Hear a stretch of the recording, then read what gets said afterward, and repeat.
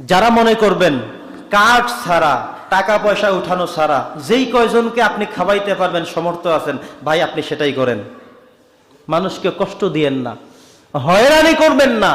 এমন একজন মানুষকে আপনি একটা কার্ড ধরাইয়া দিলেন, লোকটা না পারে যেতে, নাই তার পকেটে টাকা, লজ্জায় লোকটা অস্থির হয়ে গেল, কি করবে দিশা মিশা না পায়, ওখানে গিয়ে কয় যা 2000 টাকা খাবার যেহেতু পেটে ঢুকবে না, হাওলাত করে যেহেতু টাকা দিব অতএব নষ্ট করে যাব। তার মানে কি? এমন হচ্ছে না? এই কাজ করা যাবে না। আপনি যদি মনে করেন আপনার মেয়ের বিয়ে 50 জনকে খাওয়ানোর এবিলিটি আপনার আছে, ভাই সেটাই করেন, ছোট্ট পরিসরে করেন। যে ভাই গরিব মানুষ, গরিবই শুরুতে করছি, টাকা পয়সা নেওয়া দরকার নাই, আপনাকে 5 লাখ ব্যয় করতে হবে, 10 লাখ উঠাতে হবে, এটা কিসের খাবার দিলেন ভাই আপনি?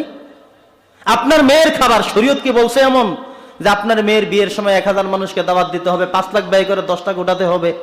এই টাকাগুলো উঠানো আমি জায়েজ বলতে কোনো রাস্তা দেখাইতে পারবো না, জায়েজ বলতে কোনো রাস্তা দেখাইতে পারবো না। কেউ ঘুরে গাড়ায় বলতে পারে এই কাজ করবেন না। ছেলে বিয়ে করাবেন, আপনার ছেলের সামর্থ্য, আপনার সামর্থ্য অনুযায়ী ওই কয়জন দাওয়াত করবেন, গরিবী হালতে খাওয়াই দিবেন, অল্প করবেন বেশ। যে ভাই টাকা পয়সাও নিব না, অতিরিক্ত করতে যাই নাই, যা পেরেছি আমার তৌফিক তাই করেছি, বেশ, তারা কষ্ট আর পাবে না। কিন্তু আপনাকে এমন করা দরকার নাই একেবারে টাকা পয়সা উঠাইয়া নিতে হবে, করতে হবে, দরকার নাই। কিছু মানুষ মনে করে মনে হয় টাকা পয়সা নেবে না, উনি হুজুর মানুষ, উনি টিচার মানুষ, উনি ইমাম সাহেব, উনি খতিব সাহেব, উনি ধর্মপ্রিয় মানুষ, আয়সা থেকে সামনে টেবিল পাইতে বসে আছে। এখন সেই লোক খাওয়ার আগে চিন্তা করতেছে ঢুকবো কিনা, ঢুকলে বের হবো কোন জায়গা দিয়া, কারণ ওখানে বের হইলেই নাম লেখান লাগবে। এমন সমস্যা আমাদের সমাজে আছে না নাই? এই কালচার থেকে আমাদের সরতে হবে ভাইয়ের আমার। 5 নম্বর বিষয় হলো আল্লাহ তাআলা যাদেরকে পছন্দ করেন না, খেয়ানতকারীদেরকে পছন্দ করেন না। আল্লাহ বলছেন যে যারা খেয়ানত করে, ইন্নাল্লাহা লা ইউহিব্বুল খাইনিন, আমি আল্লাহ তাআলা খেয়ানতকারীকে পছন্দ করি না। সময় আমার কম, আমি অল্প কতক্ষণে শেষ করে দিচ্ছি। খেয়ানত করা যাবে না। খেয়ানত বুঝেন? আপনাকে কেউ আমানত দিয়েছে, আল্লাহ রাসূল হাদিসের মধ্যে 4 জন ব্যক্তিকে 4টা কোয়ালিটি থাকলে তাদেরকে মুনাফিক বলেছেন। এক হাদিসে 3 জন, এক হাদিসে 4 জন। এই কোয়ালিটিগুলো যাদের মধ্যে থাকবে তারা অরিজিনাল মুনাফিক, মুনাফিকান খালিসান বলা হয়েছে। অতিরিক্ত একটা হলো ঝগড়া বাজরি, খালি গালি দেয়, তোর মারে বইনের এই সেই, এরা হলো মুনাফিকের 4র্থ নম্বর আলামত। কথায় কথায় মিথ্যা কথা বলবে, আমানতের খেয়ানত করবে, ওয়াদা ভঙ্গ করবে, ঝগড়া বাজলে গালি দিবে। বুখারী শরীফের হাদিসে, মুসলিমে আসছে 3টা, অন্য হাদিসে একটা বাড়ায় বলছে 4টা। তো এর একটাও যেন আমাদের মধ্যে না থাকে। আছে কারো? মুনাফিকি আমরা করব কেউ না। আমানত রাখলে কি খেয়ানত করব? যদি করি ভালোবাসবেন না কে? পছন্দ করেন না কে? আল্লাহ বলছেন ইন্নাল্লাহা লা ইউহিব্বুল খাইনিন, আমি আল্লাহ তাআলা সীমা লঙ্ঘনকারীকে পছন্দ করি না, খেয়ানতকারীকে পছন্দ করি না। অতএব মুনাফিকের এই আলামতগুলো থেকে যেন আমরা সরে থাকতে পারি।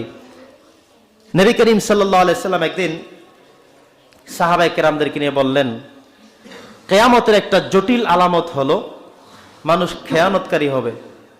সাহাবী বলেন, হুজুর খেয়ানত করলে এটা কিয়ামতের বড় আলামত কেন? বুঝলেন? হ্যাঁ, মানুষ তার কাছে যেটা গচ্ছিত, আমানতকৃত, রক্ষিত, সেটা সে ফাসাদ করবে, ভেঙে ফেলবে, তার উপরে দিয়ে চলবে, অতিক্রম করে ফেলবে। এটাই হলো কিয়ামতের আলামত। যেটা যে তার যোগ্য না সেই যোগ্যের কাজ করবে, অযোগ্য মানুষ যোগ্যতার জায়গায় সে কাজ করবে। এটা হলো কিয়ামতের সবচেয়ে বড় আলামত। নাম্বার 6, ফাসাদ সৃষ্টিকারী।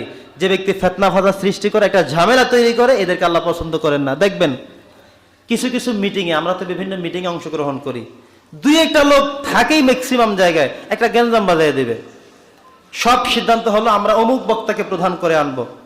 একজনে খারাপ কাতারে আনতে হইব কেন, এত টাকা লাগবে কেন, মানে ওর নিয়তে থাকে একটু ফেসগি বাজাইয়া দেব। মনে করেন মসজিদে একটা জিনিসের জন্য কালেকশন ছিল, একজনে বলবে এটা হবে কেন, এটা লাগবে কেন, এটা করতে হবে কেন। এভাবে ফাসাদ সৃষ্টিকারী ফ্যামিলির মধ্যে আছে, সমাজের মধ্যে আছে, ঠিক কিনা বলেন? তো এই যে ফাসাদ সৃষ্টি করা, এই টেন্ডেন্সি, এই চিন্তা, এই চেতনা যারা লালন করে, আল্লাহ বলছেন ইন্নাল্লাহা লা ইউহিব্বুল মুফসিদিন, আমি আল্লাহ তাআলা সীমালঙ্ঘনকারী, ফাসাদ সৃষ্টিকারী এমন মানুষদেরকে পছন্দ কখনো করি না। ফাসাদ সৃষ্টি করবেন, একটা জায়গায় সুন্দর এবং সুষ্ঠুভাবে একটা কাজ সমাপ্ত হচ্ছে, আপনি সেখানে একটা পেজগি বাজায় দিবেন না, একটা ঝামেলা বাজায় দিবেন না। ঠিক আছে, আমার কষ্ট হলেও যেহেতু সবাই মেনে নিচ্ছে, আমিও মেনে নিলাম। যেহেতু সবাই এর সাথে ঐক্যমত পোষণ করছে, আর যেহেতু হারাম না, নাজায়েজ না, আমিও এটা মেনে নেই, সমস্যাটা কোথায়? কিন্তু এমন চিন্তা যদি থাকে না, একটা পেজ গিয়ে আমি বাজাবো, আমি একটা কথা বলে দিব, আমি একটু ঝামেলা বাজাবো, আমি একটু ডিস্টার্ব করব, আমি সবাইকে বুঝাইবো, আমি চিনাইবো যে আমি একজন আছি। আল্লাহ বলছেন ইন্নাল্লাহা লা ইউহিব্বুল মুফসিদিন, এমন ব্যক্তিকে আমি পছন্দ করি না। 7 নম্বর কথা হলো আল্লাহ বলছেন আমি অশ্লীলতাকে পছন্দ করি না। আমরা কখনো কখনো অশ্লীল কথা বলি, অশ্লীল কাজ করি কিনা বলেন? আল্লাহ বলছেন আমি অশ্লীল কথা, অশ্লীল কাজ, অশ্লীল আচরণ এগুলো আমি কখনো পছন্দ করি না। অতএব আজকে আমরা 7টা জিনিস শিখলাম, যে 7টার ব্যাপারে আমার রব বলেছেন যে আমি 7 জন মানুষকে পছন্দ করি না। কোরআনের বিভিন্ন জায়গায় আল্লাহ তাআলা কথাগুলো বলেছেন, সেই 7টা জায়গাকে আমরা কোট করে এনে আপনাদের কাছে উপস্থাপন করলাম। আমাদের যাদের মধ্যে এই 7টা চরিত্রের সবগুলো যদি থাকে, রাখবো না ছেড়ে দেব? যেই অভ্যাস থাকলে আমার আল্লাহ আমাকে পছন্দ করবেন না ঘোষণা দিয়েছেন, সে অভ্যাস কি করে আমি রাখবো? আমি তো নিজেকে ইমানদার দাবি করি, মুসলিম দাবি করি, ইমান মুমিন দাবি করি, তাহলে আমি সেগুলো থাকবো কেন? যদি 5টা থাকে রাখবো না ছেড়ে দেব? যদি একটাও থেকে থাকে, একটাকে আমি ঝেড়ে ফেলে দেবো, আমি ডিলিট করে দেবো, ফরম্যাট করে দেবো আমার অন্তর থেকে, যেন এগুলো আর কলুষযুক্ত আমি না থাকি। আল্লাহ তাআলা আমাদের সকলকে যে 7 জন ব্যক্তিকে আমার রব, আমার সৃষ্টিকর্তা, আমার পালনেওয়ালা অপছন্দ করেন, ভালোবাসেন না, সেই 7টা স্বভাব, 7টা চরিত্রকে আমি ডিলিট করে দিলাম। যেগুলো আমি শুনলাম, আল্লাহ তাআলা আমাদের সকলকে সে অনুযায়ী আমাদের বাস্তব জীবনে আমল করার তৌফিক